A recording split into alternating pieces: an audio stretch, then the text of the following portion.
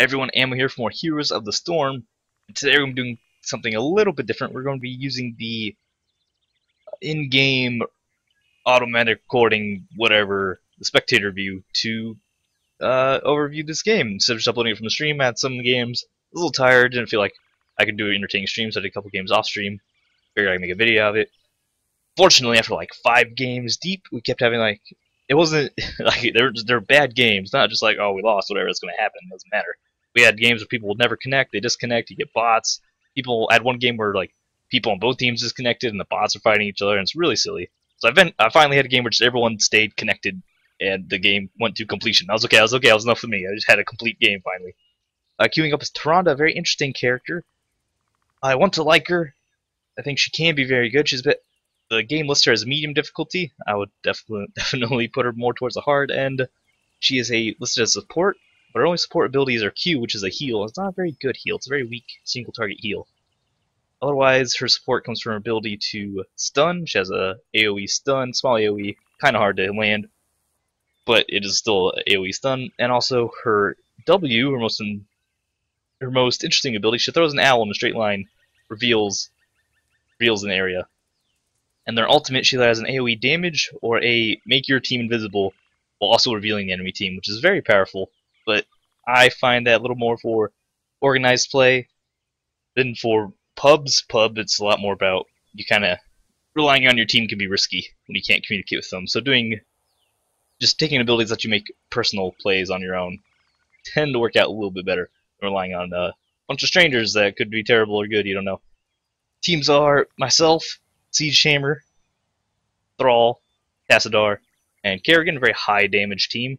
And the enemy team over here, we have Arthas, Vala, Jaina, Azmodan, and Diablo, a very tanky team, with Jaina and Vala do very good damage.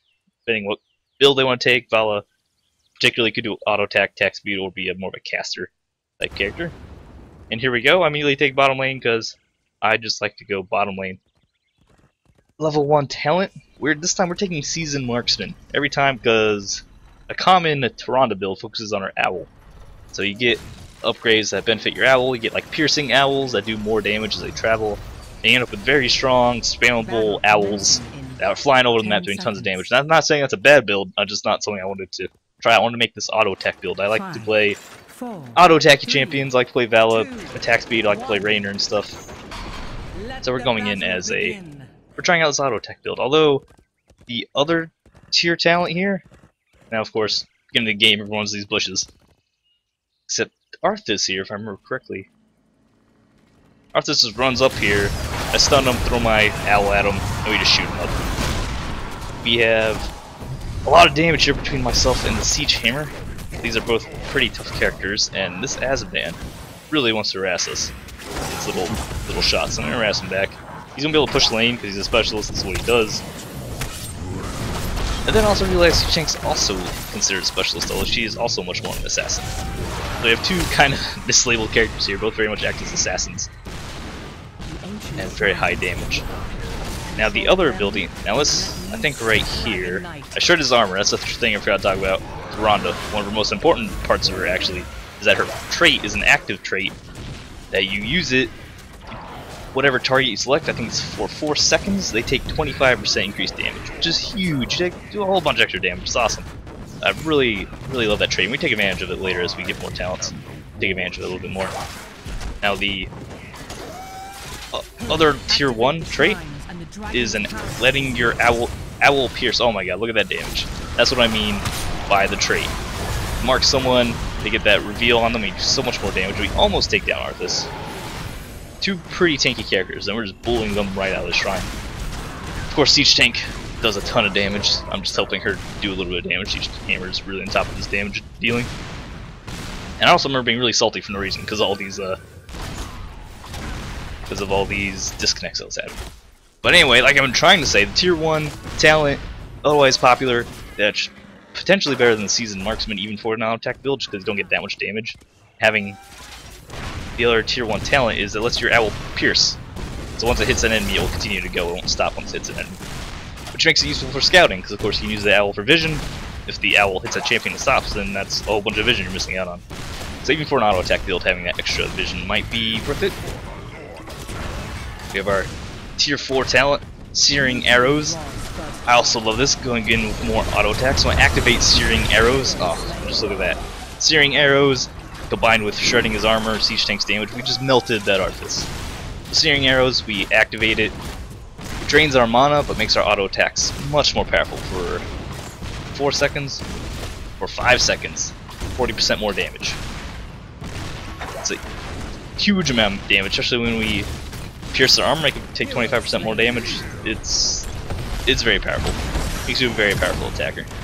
This is what I mean by Tyrande can play very much as an assassin instead of a support. I heal siege tank whenever she needs it, but I'm otherwise not really supporting her. We're kind of just both attacking as we can. Siege Hammer doing what it does as a siege tank is set up and bombarding their base, and I'm just farming minions for Seasoned Marksman and helping him take down the structures while our Dragon Knight, or DK, if you're not aware of the point of this map, if you capture the shrine on top and bottom of the map, someone can take the temple and turn into the Dragon Knight, which does very good siege damage. Well, very good all damage, just kind of slow and mobile. Problem is here, you explode, Dragon Knight goes down, you explode, then hey, you're vulnerable. Here's Tastar getting chased down by the entire team, but he actually manages to escape here. Runs to our lane, and I ping that, hey, there's a bunch of guys behind us, we need to take care of this. Siege Tank makes a questionable decision to go straight up into them. I stun them, target Vala, shred her armor, increase my searing attacks, and take her apart. And we turn around on the other team because by this time, we are very far ahead in levels. So we are much more powerful than they are. Finish off Arthas with stun. It looks like I'm better using that stun than I am. That stun, I swear, that skill shot seems way easier to land than it actually is. I actually have a lot of trouble landing that thing. Also, I may have been a little bit on tilt by this point because all the disconnects of bad games. I don't care about losing. Losing happens. Losing is part of getting better at the game. But people just disconnecting having bad games, that can be very frustrating. So now we're just pushing, sieging in. They can't enter Siege Tank's Hammer of Death. Vala almost died, just getting stunned and shot a couple times. Vala's a very squishy character, of course. Incredibly squishy. I was just thinking about how tanky their team is, but they have like 2 of the squishiest assassins on them. Other than that, yeah, we're just in lanes, getting experience. We're grabbing a couple mercenaries, but we'll be able to take that out pretty easily. Use that bird for vision. But as you can see, I don't have the piercing shots. Once it hits someone, it stops, so I can't see anything going on behind where it lands. And really, the Seasoned Marksman, you don't get that much bonus damage. I took the Starfire ult, puts down this AoE damage on the ground, also is slow. I really like it for sieging. You put it in an area of buildings, it'll hit the buildings, enemy heroes trying to defend the siege, will start to take hits, and they'll be slowed. I think it's a very good ability to use, and it's very good for team fights, obviously, AoE slow and damage, but it's also really, really good for sieging. There's no limit to how many targets they can hit at one time, or how much damage it does, it just hits everything in its AoE. Siege Hammer doing its siege tank abilities. I run off to capture this fort. Arthas comes in to contest the siege tank. I turn around to help, but no need because it shoots rockets off. Gonna be a fight going up here. I'm just capturing a fort. We're just bullying them around. We have so much damage, and because we're ahead, their tanks can't handle. They cannot handle the damage. Because we got ahead early on, probably because we do have a lot of damage. They having trouble catching up. Because we took this is smart for the most part. Because we have both temples. They're here trying to defend that temple, trying to defend this middle shrine, prevent us from grabbing the Dragon Knight. But I mean, we can bully them out. Look at that. Shredder armor, activate searing attacks, and just absolutely destroy Vala. Kill finish it off with the owl there. That's what you would often use it for offensively. Use the owl for vision a lot, but it does a fair amount of damage, and because of its unlimited range, use it to finish off a lot of enemies. So that's why if you go with the owl build, it can do tons of damage, pierce through an entire team, and just a lot of damage off that ability. It's your main damage dealing when you're going that build. Main way to deal damage. Oh, Siege Hammer here is about to get ganked, but they're very slow about it. They hesitate a little bit. I don't remember if Siege Hammer goes down here or not. Getting hit, gets slowed by Jaina, knocks Jaina back, and gets away just fine. Slows the mines. They can't catch it up while our Dragon Knight up here tearing up the fort. Thrall's pushing up top. We're powerful enough that we can split all 3 lanes, pushing, getting experience, and just get further ahead. It's a this match got very snowball, if you can't tell. Shred his armor. Look at how much damage it takes when you shred that. When you use that trait. One of my favorite things about Tyrande after playing this game. Getting that trait off whenever you can. Probably should look at what talents we've been picking up since then. True Shot Aura, 10% basic attack damage and attack speed to nearby allies. Level 13, we made our stun have longer range and a wider area. Makes it easier for me to land. Because like I said, it's surprisingly tricky for me to land, at least. I shouldn't say that objectively, it's not like I know. Maybe some people find it very easy. I find it hard to land, so maybe a little bit bigger and wider. And of course that Starfire ult, which I did not use really that often in this game. Didn't really get any big cool Starfires. Yep, they just can't handle her damage. I shoot up Jaina, push her up, she freezes me. And then I have the heal, probably let me barely survive there. Because our team just, they don't have the damage. And we have too much damage. And their tank isn't tanky enough because they're 5 levels behind. Man, this game, I wish I could have uploaded a little more entertaining game instead of kind of a face stomp, but like I said, I played for like a couple hours and just could not get, I don't know if Blizzard's having trouble with the servers, but everyone was disconnecting all the time. It was very frustrating. I don't know, upload a game that's like 4v5 or bots versus bots. It was very silly. At one time we actually had a guy, the bot didn't even take over, the guy was just AFK the entire time. He was the champion, stood in the middle of the shrine, never moved. It was a very frustrating game. This is the only one I had where all 5 players actually stayed the entire time. And Thrall died! Is that our first casualty? That was our first casualty. Thrall got caught out. It's like up here on the top lane. What's going on? We're taking the Giants. We're not pushing up too far ahead. Even though we're 5 levels ahead, we probably could win a 4v5, but no need to. I'll use that owl for scouting. Check the bottom knight, see if they're down there. But they take the Giants over there. And really, we're 4 levels ahead. I can't take this 4v5. Yep, there goes Diablo. Actually, not life gone back, so it's 4v4. Here we just run over them one at a time, take them down. We have too much damage. We don't have a lot of tank, we're not very tough. The thing is, we're doing enough damage that we just kill them before they kill us. Oh, stunned Vala. Try to shut her defenses. The trait, I'm pretty sure the trait is a little lower range than her auto attacks. So you want to shred the armor, you have to be a little bit closer. I think. I'm like pretty sure. I don't know, 100% positive. I'm pretty sure it's a reduced range. Siege Tank's just up here, just taking on the world, and then using her rockets to get out of town. Must be very annoying for the enemy team. Siege Tank can be annoying to deal with. Her little zone of denial, plus his rockets make her pretty annoying. They were just pushing in. They're down here dealing with who knows what, probably some minions. The push from the Siege Tank. They go up to deal with the knight, but we have caught out Arthas. He goes down. Diablo's doing his very high damage ultimate. They're just too far behind for that to be as painful as it should be. That ultimate, that lightning breath does a ton of damage. For Diablo's a pretty low damage character. That ultimate does a ton of damage. Vala just ignores Jaina here and lets Thrall get away. How desperate she is to try to defend this doomed fort. And she gets punted out. That was actually me. I'm in the Dragon Knight, aren't I? Yeah.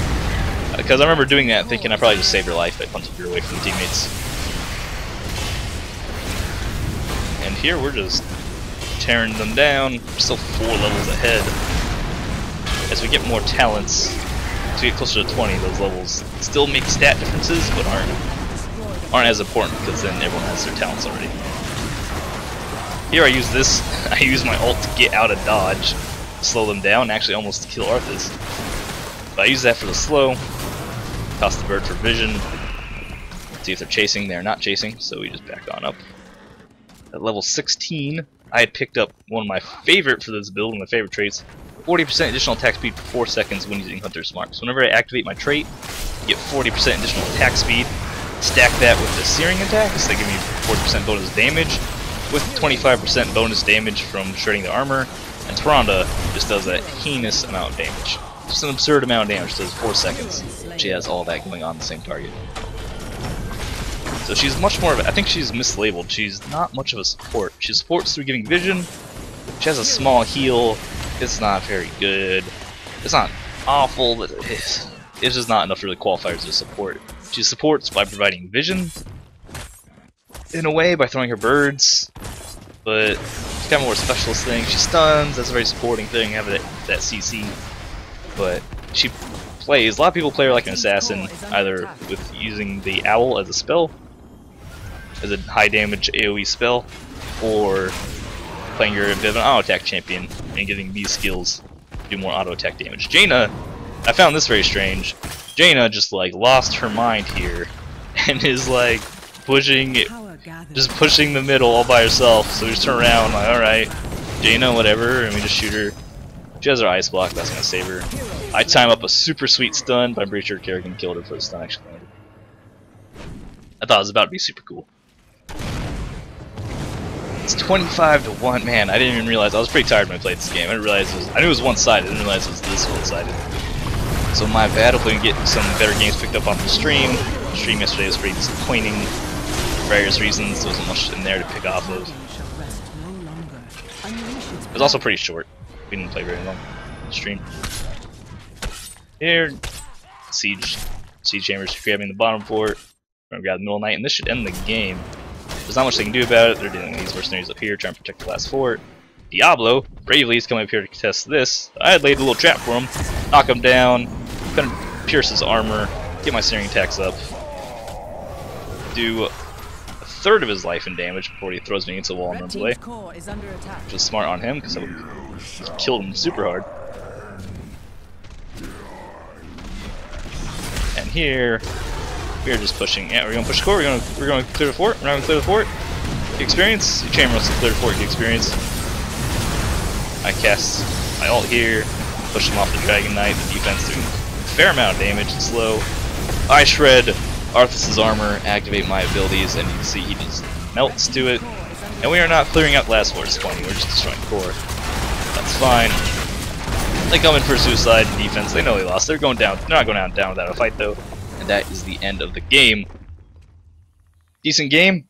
Tyrande playing Tyrande as an assassin instead of a, well, she plays like an assassin anyway. Playing her an auto attack, an attack assassin versus a spellcaster assassin with her birds. The bird skills, at least that first one.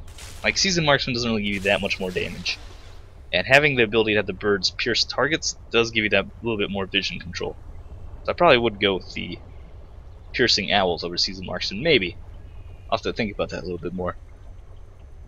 She's pretty fun to play.